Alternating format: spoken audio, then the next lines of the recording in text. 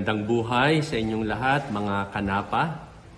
Nandito tayo ngayon muli upang ibahagi sa inyo ang isa pang um, teknolohiya na makatutulong sa atin upang magkaroon tayo ng napapanatiling pamumuhay or sustainable life. Nais kong ipakilala sa inyo sa presentation na to si Ginoong Dominador Bagamaspad na taga-probinsya ng La Union. Siya ay isa sa mga advocate ng tinatawag nating biogas, digester at free energy. Sa pamamagitan ng kitchen waste at animal waste, ito ay nako-convert sa cooking fuel na maaaring makatulong upang makagaan sa ating mga gastusin araw-araw sa household level. Ako po si Dominador Bagamaspad dito po sa La Union, Talugtog, San Juan, La Union. Ako po ay isang biogas digester contractor. Natuto po ako ng tungkol dito sa teknolohiya na ito noong 2016. Sa tulong po ng Department of Agrarian Reform sa informal education po ng cooperative members.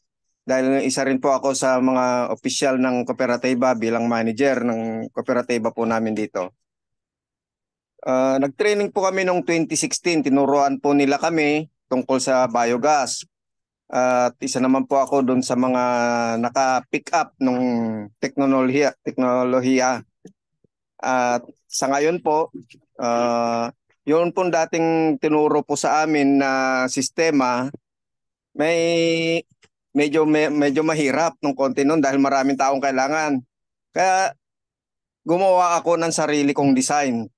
Inadapt ko po rin yun nung na yun. Gumawa po ako ng sariling design. Ngayon, pwede pong gawin niyo ng 2 katao na lang.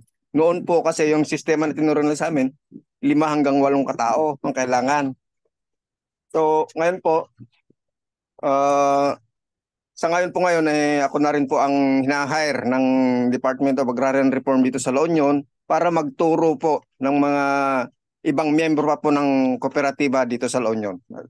Dito, actually dito po sa buong Region 1. At nag-design na rin po ako ng mga sa small scale na digester para sa mga kitchen waste natin, tsaka yung mga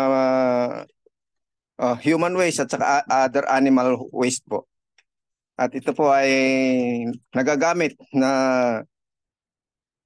pang alternative energy katulad po ng paggamit sa gasol o kaya sa LPG. At saka na rin po nagagamit din po ito bilang fuel sa mga generator set. Yung innovation niyo po na ginawa, ina-apply na po ba yun ng DA ngayon? Yes, ma'am. Yes, ma'am. Nung una po, parang question po nila yon. Bakit ko daw po binago yung yung sistema? Nung in-explain ko naman sa kanila, kaharap ko po yung mga engineers ng DAR. Nakuha naman po nila yung punto ko na mas maganda nga dahil mas konti ang kailangan na tao at lubos na mas matibay.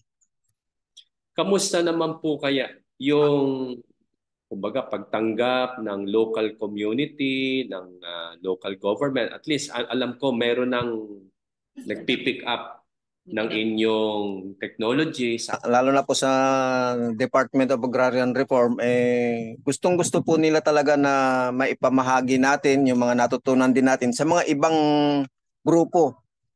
Lalo na sa mga kooperatiba at mga asosasyon na handle ng Department of Agrarian Reform. At sa ngayon naman po, actually meron po akong binuo na grupo na tungkol sa biogas. Nagtuturo po ako sa kanila at hindi lang po dito sa Pilipinas, sa buong mundo na po. Marami po tayong naging member din po doon.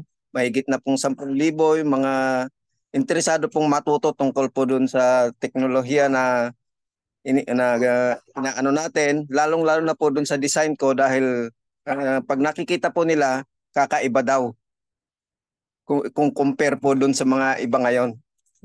Yan po, inyong natunghayan, napakinggan ang ating panayam o interview kay Ginoong Dominador ng La Union na gumagawa ng biogas digester.